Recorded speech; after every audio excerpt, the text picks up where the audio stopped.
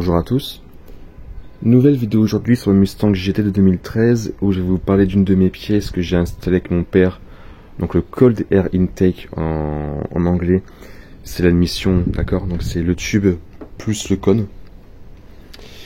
Je rappelle ici que j'ai fait avec mon père une préparation atmosphérique complète sur mon véhicule sans ouverture du bloc. Je vais rappeler rapidement les pièces. On a installé le collecteur d'échappement ici de chez American Racing Headers en diamètre 1/7/8. Donc c'est le plus gros diamètre possible avec la présence de catalyseurs, parce que j'ai encore des catalyseurs sport, plus un gros H-pipe de 3 pouces, et après j'ai l'overaxial pipe de chez Lethal Performance en diamètre 275 pouces, et les Corsa Extreme également je crois en diamètre 275 pouces. Après on a installé également le collecteur d'admission Cobra Jet version 2, donc c'est la version low profile, en version réalisée, poly, ported, il y a plusieurs noms possibles. Donc elle a été polie au niveau des 8 sorties. Donc là, je pense pas qu'on pourrait les voir, c'est ici, hein, d'accord. J'avais montré ça dans l'autre vidéo, mais le collecteur a aussi été passé en monoblade et poli à l'entrée, donc ici, pour pouvoir profiter pleinement du papillon VMP en 69 mm double, donc 69 plus 69. Et l'admission également, le tube plus le cône de chez Ford Racing. Il y a également des injecteurs de GT500 de 2013 en 52 livres par heure et une reprogrammation faite par Lund Racing en octane 93, donc c'est sans plomb 98, adaptable également pour le 95 et de l'E85R, donc c'est une reprog uniquement pour le 85. Donc aujourd'hui je vais m'attarder uniquement sur l'admission des setup Cobra Jet pour les Mustang 2011 à 2014. Donc c'est le Cold Air Intake. Et je vais pas m'attarder sur les setups, on va dire, avec des collecteurs d'origine, ou 2018, ou de Boss, ni les modèles 2015 et plus. Pour les setups Cobra Jet, on a, on va dire, deux grands choix. Soit on prend les admissions qui sont facilement acceptées sur le marché, soit on prend les éditions un petit peu custom. Les éditions custom sont quasiment plus produites, donc il faudra les trouver chez des particuliers. Donc moi, clairement ça, j'ai même pas cherché en fait. C'était assez rare, elles sont performantes oui, mais c'est vraiment pas les plus répandues. Donc je n'ai pris une qui était accessible sur le marché facilement, donc trouvable chez American Muscle, Beefcake Racing ou autre. Et il y a en fait trois grands choix. Il y a la Ford Racing comme moi j'ai, et c'est en fait l'admission la plus petite. Donc là c'est du 102 mm. Il y a ensuite la GLT qui est en 110 mm. Et enfin, il y a la Pimas en 120 mm. Je vais commencer par la Pimas. Je me suis vraiment renseigné sur deux. Je me suis renseigné beaucoup sur la Pimas et sur la Ford Racing. La GLT, je l'ai vite écartée. Donc pour la Pimas, quasiment tous les tuners, donc les reprogrammateurs en Amérique, vont vous la conseiller pour une raison très simple. C'est la plus performante. C'est celle qui va offrir le plus de puissance à très haut régime. Je précise bien à très haut régime puisque c'est là où on verra la différence. À très haut régime, peut-être qu'on pourra avoir une différence de 5-6 chevaux, pas plus. La Pimas a vraiment plusieurs défauts que je vais décrire ici. Premièrement, même si c'est la plus performante, elle a pour moi 3 défauts. Numéro 1, la qualité est vraiment pas folle. D'après tout ce que j'ai pu lire, en termes de matériaux, il y a vraiment un gros cran en dessous par rapport à la Ford Racing que j'ai actuellement. Deuxièmement, le heat shield, donc c'est la protection contre la chaleur, pour empêcher l'air chaud en fait de rentrer dans l'admission. Moi ici on voit qu'elle est vraiment, on va dire, assez imposante. Là j'ai un joint, j'ai vraiment une boîte en plastique assez complète. Quand le capot se ferme, ça bloque quasiment l'air chaud. Donc j'ai très peu d'entrée d'air chaud dans mon admission. La Pimas, clairement, le heat shield qui est proposé sert pratiquement à rien. Enfin, je pense que l'admission est tellement grosse, qu'on est tellement gros qu'il n'y a pas suffisamment de place en fait pour faire ce que j'ai ici. Donc il y a juste une petite plaque et ça s'arrête là. Si l'admission est la plus grosse, oui. C'est la plus performante, oui. Mais seulement quand il fait, on va dire, froid ou une température modérée. Quand il commence à faire chaud, clairement le moteur aspirera quasiment que du chaud. Et troisièmement, le tube est tellement gros sur la Pimas, il y a une forme très différente. Il y a une forme droite et après en angle droit. Et en fait ici il y a, on va dire que le tube dépasse et ça va empiler sur l'emplacement de mon réservoir de liquide de refroidissement.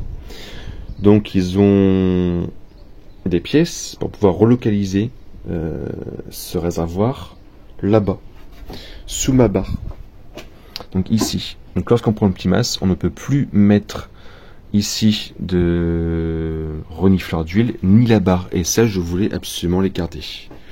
Donc pour ces trois raisons, je n'ai pas pris la Pimas. Donc ensuite, il me restait soit la JLT, soit la Ford Racing. Comment j'ai raisonné, c'est assez simple. La JLT offre pratiquement aucune performance supplémentaire par rapport à la Ford Racing. J'avais vu un graphique, un banc en fait, un passage banc entre la Ford Racing et la Pimas, et en fait on voit une différence pratiquement qu'au-dessus de 7500 RPM. Mon tuner me conseille de passer mes rapports à 7700, 7800 RPM. Et actuellement, j'ai pas encore mes arbres à cam. Et même quand j'ai mes arbres à cam, je passerai toujours mes rapports à ce niveau-là. Entre la GLT qui a un diamètre plus petit que la Pimas, en fait, entre la Ford Racing et la GLT, il n'y a aucune différence de puissance. Sauf que la GLT est moins bien protégée contre la chaleur. Pour moi, celle qui a la plus haute qualité de matériaux, c'est la Ford Racing. Celle qui a la meilleure protection contre l'air chaud, c'est également la Ford Racing. Et c'est pour ça que j'ai prise. Après, je vous montre en fait une fois que mon setup est installé, pour une raison. La Ford Racing, ça je ne savais pas avant de la monter, a une forme, le tube a une forme différente de la GLT. Et mon collecteur ici c'est la version 2. Pour la version 1 du collecteur de Cobra Jet, il n'y a aucun problème. Mais quand on prend la version 2, je vais vous montrer, c'est un collecteur low profile. Il est un petit peu plus bas que la version 1 et le papillon est beaucoup plus anglais vers le bas. On voit ici, ça fait, c'est assez droit, et là ça plonge beaucoup plus que la version 1. Et parce que ça plonge, l'admission va aussi plonger. Et vu que l'émission, le tube sera plus bas, eh bien il touche ici le ventilateur. Donc c'est pas l'hélice qui touche, hein, d'accord, c'est vraiment le contour. Et pour pouvoir installer l'admission Ford Racing, on a dû couper en fait, creuser, couper, enfin on a fait ça avec une disqueuse, le contour un petit peu ici du ventilateur, donc là. Donc c'était pas forcément évident, on s'y attendait pas, on était assez surpris. Le Pimas, pas de souci, le JLT apparemment, pas de souci non plus. Donc ça c'est un setup qui est vraiment pas commun aux USA, même aux USA en fait, très peu long à installer encore, car le Cobra Jet ici version 2 est sorti il y a quelques mois seulement. Et ça se monte, on va dire, plus sur les codes de génération 2 ou génération 3. Ceux qui ont les codes de génération 1 ont déjà fait ce setup là il y a longtemps, avec la version 1 du Cobra Jet. Donc voilà, ça c'était une surprise, mais au final je suis quand même content d'avoir pris ces pièces là.